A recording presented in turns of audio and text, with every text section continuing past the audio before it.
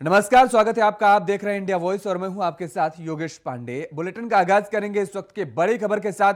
गुरुग्राम से बड़ी खबर आ रही है, जहां पर मुलायम सिंह यादव की सेहत में सुधार नजर नहीं आ रहा है। मुलायम सिंह के ऑक्सीजन लेवल में गिरावट देखने को मिली है। मेदांता अस्पताल पर नेताओं का तांता लगा हुआ है और कार्यकर्ताओं का भी जमावड़ा देखने को मिला है। मेदांता अस्पताल के सीसीयू में भर्ती हैं मुलायम सिंह यादव। डॉक्टर यतिन मेहता की टीम लगातार इलाज कर रही है। प्रोफेसर रामगोपाल यादव मेदांता अस्पताल में मौजूद हैं। डॉक्टरों से लगातार संपर्क में हैं अखिलेश यादव। तो मेदांता अस्पताल के सीसीयू में भर्ती हैं मुलायम सिंह यादव। सेहत में कोई सुधार नजर नहीं आ रहा है। डॉक्टर यतिन मेहता की टीम लगातार मुलायम सिंह यादव का इलाज कर रही है। यतिन मेहता की टीम बेहतर इलाज की पूरी कोशिश कर रही है। प्रोफेसर रामगोपाल यादव भी मेदांता अस्पताल में मौजूद है। वहीं दूसरी तरफ अखिलेश यादव भी लगातार डॉक्टरों के संपर्क में बने हुए हैं। नेताओं और समाजवादी पार्टी के कार्यकर्ताओं का जमावड़ा लगा हुआ है मेदांता अस्पताल में। मुलायम सिंह यादव पिछले 3 दिनों से अस्पताल में एडमिट हैं और लगातार उनका इलाज चल रहा है। पिछले 3 दिनों से उनके स्वास्थ्य को लेकर के लगातार उनके समर्थक और समाजवादी पार्टी के कार्यकर्ता लगातार शुभकामनाएं दे रहे हैं और लगातार स्वस्थ होने के लिए कामना कर रहे हैं और ईश्वर से लगातार प्रार्थना कर रहे हैं। और कई जगह पर हवन पूजन भी देखने को मिला है।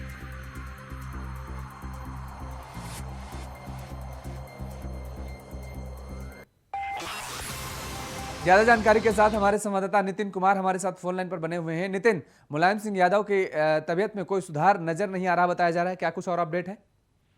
ये देखिए, बिल्कुल मुलायम सिंह यादव की जो सेहत है वो काफी अभी नाजुक बताई जा रही है। जिस तरीके से जो डॉक्टरों की जो टीम है वो कंटिन्यू लगी हुई है। मुलायम सिंह यादव के टीम में डॉक्टरी टीम लगाई गई है, लेकिन उसके बाद में प्रोफेसर रामगोपाल यादव भी वहां पहुंचे हुए। समाजवादी के पार्टी के जितने भी कार्यकर्ता तमाम बड़े बड़े नेता हैं वो वहां पहुंचे हुए हैं। लेकिन अभी मुलायम सिंह यादव की जो तबीयत है वो अभी सुधार नजर नहीं आ रहा। तो ऑक्सीजन लेवल भी जो है काफी बढ़ रहा है, घट रहा है। तो उसी को देखते हुए उनकी जो तबीयत है वो काफी नाजुक बताई जा रही है। बिल्कुल, तबीयत नाजुक बताई जा रही है। रामगोपाल यादव भी वहां पर मौजूद हैं। अखिलेश यादव मेदांता अस्पताल में मौजूद हैं या नहीं? ये देखिए, बिल्कुल अभी जो है पार्टी के राष्ट्रीय महासचिव जो है रामगोपाल यादव वो वहाँ पर मौजूद है। तमाम वहाँ पर जो कार्यकर्ता है वो मौजूद है। रामगोपाल अखिलेश यादव भी खुद वहाँ पर मौजूद है। डॉक्टरों की टीमों से जो है वो कंटिन्यू बातचीत कर रही है। डॉक्टरों के द्वारा निगरानी रखी गई है। जो तमाम वहाँ नेता पहुंचे हैं तमाम वहाँ पर दुआएं कर रहे हैं कि मुलायम सिंह यादव जल्दी ठीक होकर सभी अपने घर जाएं। तो उसी को देखते हुए वहाँ पर जो है रामगोपाल यादव, शिवपाल यादव, तमाम जितने भी बड़े बड़े नेता हैं वहाँ पर पहुंचे हैं। अखिलेश यादव खुद वहाँ पर मौजूद है। डिम्पल यादव खुद उनके पास में मौजूद है हॉस्पिटल, मेदांता हॉस्पिटल में भी। बहुत बहुत शुक्रिया तमाम सारी जानकारी देने के लिए नितिन।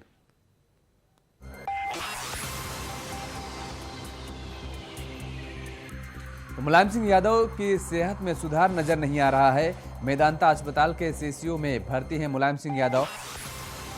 डॉक्टर यतिन मेहता की टीम लगातार इलाज कर रही है मुलायम सिंह यादव का। प्रोफेसर रामगोपाल यादव मेदांता अस्पताल में मौजूद है। वहीं दूसरी तरफ अखिलेश यादव भी लगातार डॉक्टरों के संपर्क में बने हुए हैं।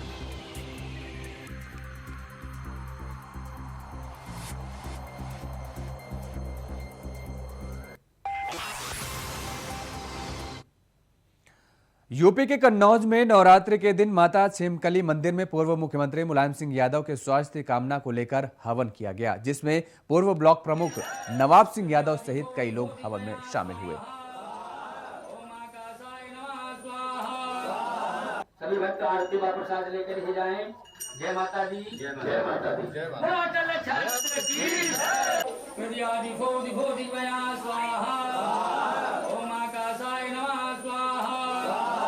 सभी भक्त आरती व प्रसाद लेकर ही जाएं। जय माता दी, जय माता दी, जय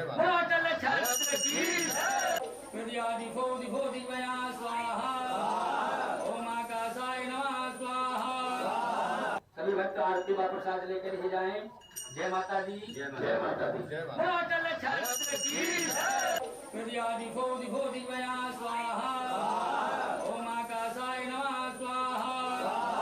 सभी भक्त आरती व प्रसाद लेकर ही जाएं। जय माता दी, जय माता दी, जय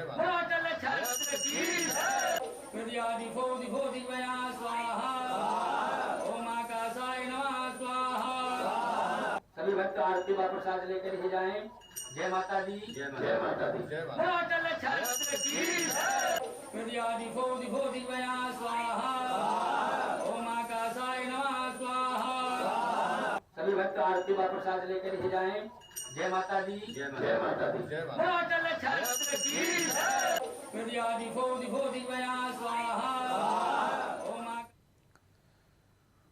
पूर्व मुख्यमंत्री और देश के बड़े नेताओं में शुमार नेताजी मुलायम सिंह यादव की तबीयत बिगड़ने के बाद अब उनकी अच्छी सेहत के लिए जगह जगह दुआएं की जा रही हैं। जहां मेरठ के ईरा गार्डन कॉलोनी में भी पूर्व मंत्री रहे चुके फारूक हसन के आवास पर नेताजी के स्वास्थ्य के लिए दुआएं की गई।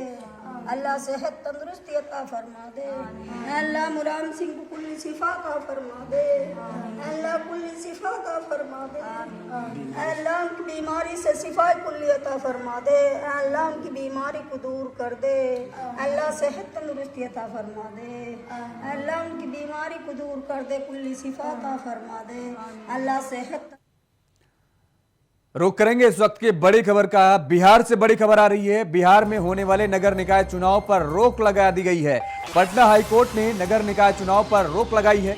बिहार सरकार और राज्य निर्वाचन आयोग ने नहीं किया नियमों का पालन, जिसके बाद ये बड़ी रोक लगाई गई है हाईकोर्ट की तरफ से। पिछड़ों को आरक्षण को लेकर सुप्रीम कोर्ट के आदेश का पालन नहीं किया गया। हाईकोर्ट ने साफ तौर पर यह बात कही है और जिसके बाद नगर निकाय के होने वाले चुनावों पर पटना हाईकोर्ट ने रोक लगा दी है। पिछड़ों को आरक्षण को लेकर सुप्रीम कोर्ट के आदेशों का पालन नहीं किया गया है। हाईकोर्ट ने यह बड़ी लापरवाही का आरोप लगाया है सरकार और चुनाव आयोग पर। बिहार में होने वाले नगर निकाय चुनाव पर रोक लगा दी गई है पटना हाईकोर्ट की तरफ से। पटना हाईकोर्ट ने नगर निकाय चुनाव पर रोक लगाई है। बिहार से यह बड़ी खबर। तो बिहार सरकार और राज्य निर्वाचन आयोग ने नियमों का पालन नहीं किया है। ज्यादा जानकारी के साथ हमारे संवाददाता रजनी शर्मा हमारे साथ फोन लाइन पर बनी हुई हैं। रजनी, बताया गया है कि अब बिहार में जो नगर निकाय चुनाव होने थे उन पर रोक लगा दी गई है हाईकोर्ट की तरफ से। बिल्कुल, देखिए पटना हाईकोर्ट की तरफ से नगर निकाय चुनाव में रोक लगा दी गई है। पिछड़ों के आरक्षण को लेकर दायर की गई थी याचिका। 29 नवंबर को इस याचिका पे सुनवाई पूरी कर ली गई थी और सुप्रीम कोर्ट ने हाईकोर्ट पर इस मामले में गलत फैसला सुनाए जाने को लेकर ये तमाम आंकड़े जारी किए थे और उसके बाद ये सुनवाई लगातार चल रही थी। स्थानीय निकाय के चुनाव को लेकर सुप्रीम कोर्ट ने पहले ही आदेश दे रखा था और उसका बिहार में पालन नहीं किया जा रहा था। पटना हाईकोर्ट ने राज्य निकाय चुनाव पर रोक लगा दी है, इसलिए क्योंकि पटना हाईकोर्ट का ये कहना था कि बिहार सरकार और राज्य निर्वाचन आयोग पिछड़ों के आरक्षण को लेकर सुप्रीम कोर्ट के आदेश का पालन नहीं करिए, इसलिए इस पर रोक लगा दी गई है। जी रजनी, क्या कुछ प्रतिक्रिया रही राज्य निर्वाचन आयोग की या राज्य सरकार के हाईकोर्ट के आदेश के बाद? और देखिए, हाईकोर्ट ने अभी ये फैसला सुनाया है क्योंकि राज्य निर्वाचन आयोग और राज्य सरकार दोनों ने नगर निकाय चुनाव में जो सुप्रीम कोर्ट के निर्देश जारी किए गए थे उनका उल्लंघन किया। हाईकोर्ट ने इस बात को लेकर अपना फैसला सुनाया और फिलहाल इस पे रोक लगा दी गई है और सरकार की तरफ से जवाब तलब किया गया है। राज्य निर्वाचन आयोग की तरफ से जवाब तलब की गई है। अब वो क्या कुछ अपनी सफाई देते हैं उसके बाद निश्चित किया जाएगा कि ये जो नगर निकाय चुनाव थी इसकी अगली तारीख क्या होगी या किन शर्तों पे ये नगर निकाय चुनाव आगे होगी। जी बहुत बहुत शुक्रिया तमाम सारी जानकारी देने के लिए रजनी।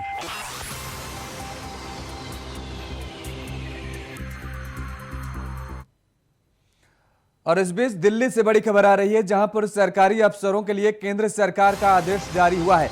निजी गाड़ियों पर नहीं लिखा सकेंगे भारत सरकार। बड़ा आदेश जारी किया गया है केंद्र सरकार की तरफ से। केंद्र सरकार ने शासनादेश जारी किया है। अब अधिकारी निजी गाड़ियों में भारत सरकार नहीं लिखा सकते हैं। अभी तक देखने को मिलता है कि अक्सर जो लोग केंद्र में सत्तासीन हैं या जो लोग केंद्र में शासन में बैठे हुए हैं वो भारत सरकार लिखाकर अपनी निजी गाड़ियों में भी चलते हैं। लेकिन अब केंद्र सरकार की तरफ से ये बड़ा आदेश जारी किया गया है कि सरकारी अफसरों के लिए ये निर्देश जारी किया गया है। अब सरकारी अफसर अपने निजी वाहन में भारत सरकार नहीं लिखा सकते हैं। केंद्र सरकार ने शासनादेश जारी किया है और ये बड़ा कदम उठाया गया है केंद्र सरकार की तरफ से, माना जा रहा है। सरकारी अफसरों के लिए केंद्र सरकार का आदेश जारी हुआ है। दरअसल अब जो अफसर हैं वो अपनी निजी गाड़ियों पर भारत सरकार नहीं लिखा सकेंगे।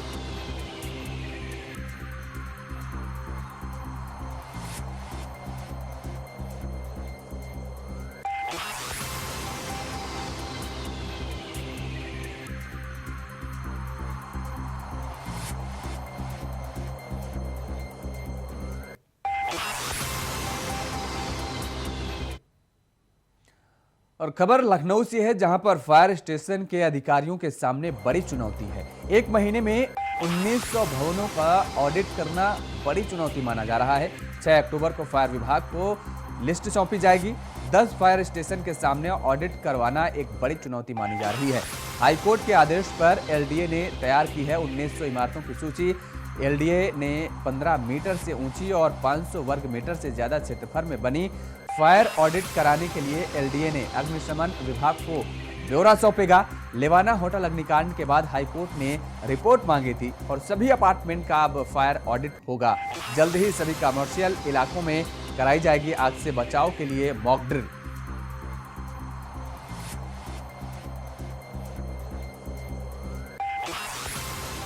फायर ऑडिट कराने के लिए एलडीए ने अग्निशमन विभाग को ब्यौरा सौंपेगा।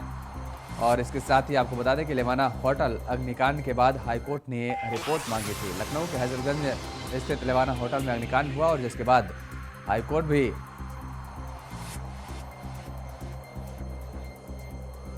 सक्रिय हुआ और उसके बाद ये रिपोर्ट मांगी गई है। फायर स्टेशन के अधिकारियों के सामने बड़ी चुनौती मानी जा रही है। ये लखनऊ से खबर है। आपको बता दें कि एक महीने में 1900 भवनों का ऑडिट करना बड़ी चुनौती मानी जा रही है। तो 6 अक्टूबर को फायर विभाग को लिस्ट सौंपी जाएगी और 10 फायर स्टेशन के सामने ऑडिट करवाना एक बड़ी चुनौती माना जा रहा है।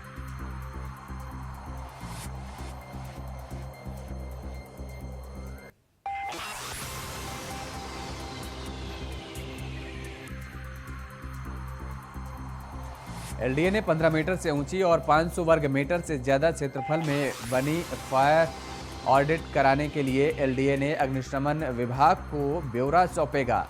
बड़ी खबर है। आपको बता दें कि लेवाना होटल अग्निकांड के बाद हाईकोर्ट ने रिपोर्ट मांगी थी।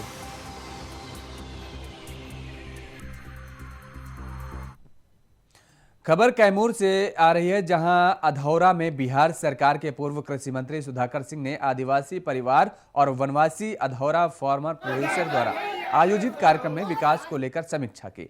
इस दौरान उन्होंने सीएम नीतीश पर निशाना भी साधा। उन्होंने कहा कि कुछ लोग इस व्यवस्था में फिट नहीं बैठे, इसलिए उन लोगों को अलविदा कहने में मैंने देर नहीं की है। उन्होंने कहा कि उन्हें भ्रष्टाचार कतई बर्दाश्त नहीं है।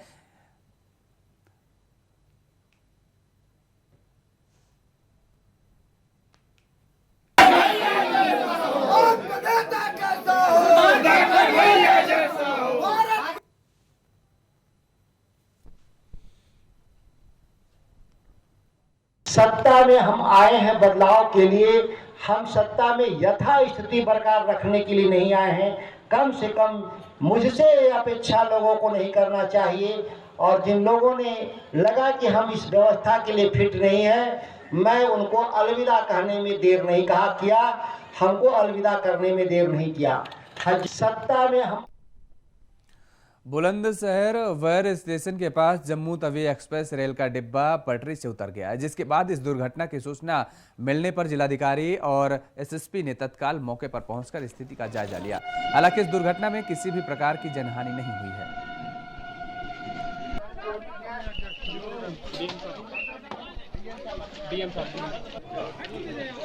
बुलंदशहर की ये तस्वीरें हैं, जहां पर आपको बता दें कि वायर स्टेशन के पास एक हादसा हुआ है। जम्मू तवी एक्सप्रेस का डिब्बा पटरी से उतरा, लेकिन इस हादसे में किसी भी तरह की कोई जनहानि होने की कोई खबर सामने नहीं आई है। बुलंदशहर की ये तस्वीरें हैं, जहां पर जम्मू तवी एक्सप्रेसवे ट्रैक से उतर गई। तो जम्मू तवी एक्सप्रेस पटरी से उतर गई और इस हादसे में किसी भी तरह की कोई जनहानि की खबर सामने नहीं आई है। मौके पर पहुंचे रेलवे के अधिकारी और कर्मचारी। तस्वीरों में जो है आप साफ तौर पर देख सकते हैं कि किस तरीके से रेलवे के अधिकारी और जिलाधिकारी भी मौके पर पहुंचे। इस दौरान बुलंदशहर से ये खबर सामने आई है, जहां पर जम्मू तवी एक्सप्रेस का डिब्बा पटरी से उतर गया बताया जा रहा है।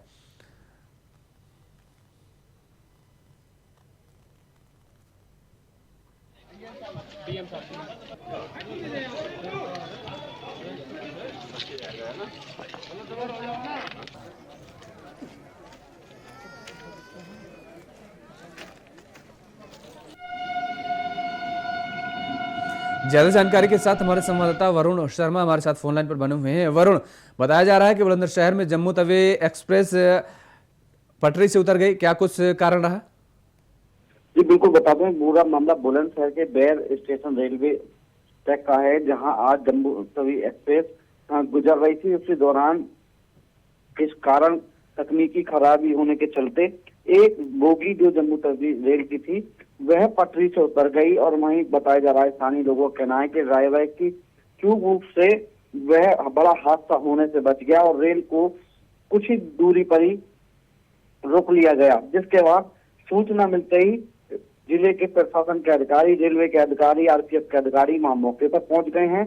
इस घटना में अभी तक कोई भी किसी की जनहानि नहीं हुई है, कोई भी व्यक्ति घायल नहीं हुआ है और रेलवे की मदद से जो बाकी बोगी हैं उनको ट्रेन से हटवा दिया गया है। केवल अब एक बोगी वहां पर रह गई है जो रेलवे पटरी पर से उतर गई थी, उसको रेलवे पटरी पर दोबारा वापस चढ़ाने के लिए कार्य किया जा रहा है। डीएम एसएसपी बुलंदशहर मौके पर पहुंच चुके हैं, रेलवे के अधिकारी भी मौके पर पहुंच चुके हैं। इस मामले में कोई भी क्षति नहीं हुई है किसी भी तरीके की। बहुत बहुत धन्यवाद तमाम सारी जानकारी देने के लिए वरुण।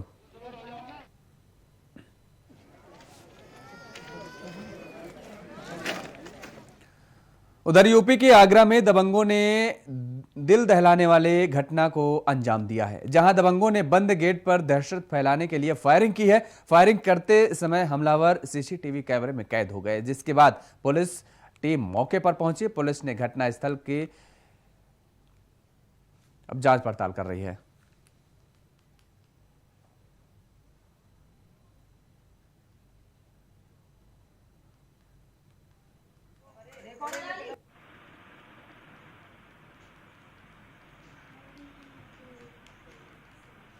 तो यूपी के आगरा में दबंगों ने दिल दहलाने वाली वारदात को अंजाम दिया है, जहां दबंगों ने बंद गेट पर दहशत फैलाने के लिए फायरिंग की। वहीं फायरिंग करते समय हमलावर सीसीटीवी कैमरे में कैद हो गए और जिसके बाद पुलिस टीम मौके पर पहुंची। पुलिस ने घटनास्थल पर गोली के खाली खोखे भी बरामद किए हैं।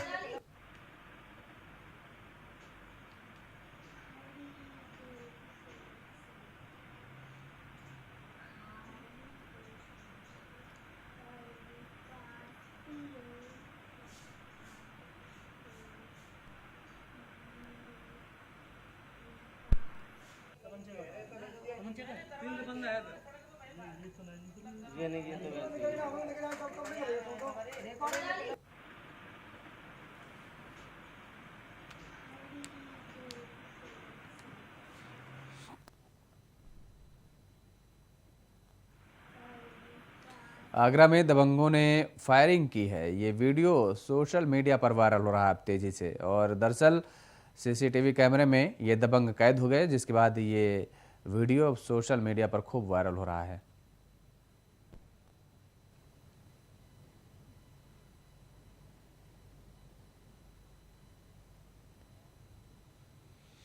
और इस बीच सीधे ले चलते हैं आपको जम्मू कश्मीर, जहां पर गृह मंत्री अमित शाह दौरे पर हैं। क्या कुछ कह रहे हैं वो आपको सुनाते हैं। क्षेत्र में हूं, जम्मू में भी पूंछ और राजौरी के क्षेत्र में आया हूं। ये महाभारत कालीन पहाड़ियां ये भारत की सीमाओं का मजबूत द्वार है, मजबूत द्वार है। आज मैं मेरे पहाड़ी भाइयों बहनों माताओं को, गुर्जर बकरवाल समुदाय को दो हाथ जोड़कर प्रणाम इसलिए करता हूं कि जब जब भारत पर खतरा आया, ये मेरे पहाड़ी भाई गुर्जर बकरवाल चट्टान की तरह दीवार बनकर खड़े रहे। आने वालों को मुंह तोड़ जवाब दिया। पूरे देश भर में शहीद सेना के जवानों को सिविलियन मतलब हम सब लोग सलामी करते हैं, मगर पूरे देश में एकमात्र क्षेत्र यह है पूंछ और राजौरी का, जहां सिविलियन जो शहीद हुए हैं उसको भारत की सेना सलाम करती है। मित्रों, भारत की सेना सलाम करती है। आपने भारत की सुरक्षा का एक अभेद दीवार यहां पर बनाया हुआ है और इसके कारण देश भर के भारतीय आपके भरोसे चैन की नींद सो पाते हैं। माताओं, भाइयों, बहनों, आज में नवरात्र है, अंतिम दिन है। माता वैष्णो का दर्शन कर कर खुशहाल कश्मीर का आशीर्वाद मांगकर यहां आया हूं मित्रों, खुशहाल कश्मीर। मैं मनोज जी का भी धन्यवाद करना चाहता हूं। 1947 से देश आजाद हो गया, मगर महाराजा के जन्मदिन पर छुट्टी नहीं मनाई जाती थी। बताओ मुझे, मनाई जाती थी भाई? मनाई जाती थी? मनोज जी ने महाराजा जी के जन्मदिन को छुट्टी घोषित कर उनका जो योगदान है उसको श्रद्धांजलि देने का काम किया है। मित्रों, मैं आज जब यहां आया हूं तब वीर बंदा बहादुर को भी याद करना चाहता हूं। ये उन्हीं की जन्मभूमि है और आज मैं आपको बताने आया हूं मित्रों कि एक गुर्जर, बकरवाल और विशेषकर मेरे पहाड़ी भाइयों की चिंता मोदी जी देश भर में सर्वप्रथम इस क्षेत्र की चिंता करते हैं। मैं आगे इसकी बात बताऊंगा। मित्रों, मैं जब यहां आया हूं तब 70 साल जिन लोगों ने कश्मीर में राज किया, ये 3 परिवारों ने राज किया। लोकतंत्र तो आजाद हुआ तब से आया था, मगर लोकतंत्र का मतलब उन्होंने अपने परिवारों में बना दिया था। मुझे बताओ मेरे पहाड़ी भाइयों बहनों, मेरे गुर्जर बकरवाल भाइयों बहनों, आपको कभी भी ग्राम पंचायत, तहसील पंचायत, जिला पंचायत का अधिकार मिला था क्या? अरे जोर से बोलो, मिला था क्या? उन्होंने लोकतंत्र का, जमहूरियत का मतलब निकाल दिया। हमारे ही कच्चे बक्के जो है उनको सुख से रहना, पीढ़ियों तक शासन करना। देश में सरकार बदली, 2014 से नरेंद्र मोदी जी प्रधानमंत्री बने। मोदी जी ने सबसे पहले पंचायत के चुनाव कराए और 19 के बाद तहसील पंचायत, जिला पंचायत के चुनाव कराए। मित्रों, आज जो पहले 3 परिवार के पास था, इसकी जगह आज 30,000 लोगों के पास जम्मू कश्मीर का शासन आया है। मित्रों, 30,000 लोगों के पास आया। मित्रों, मोदी जी ने 5 अगस्त 2019 को एक महत्वपूर्ण फैसला दिया और धारा 370 और 35 से उखाड़कर फेंक दी। सब लोग विरोध करते थे। मुझे एक बात बताओ, ये धारा 370, 35 से तो आप सुन रहे थे जम्मू कश्मीर के राजौरी से केंद्रीय गृह मंत्री अमित शाह को। और इस बुलेटिन में फिलहाल इतना ही। खबरों के लिए आप देखते रहिए इंडिया वॉइस। नमस्कार।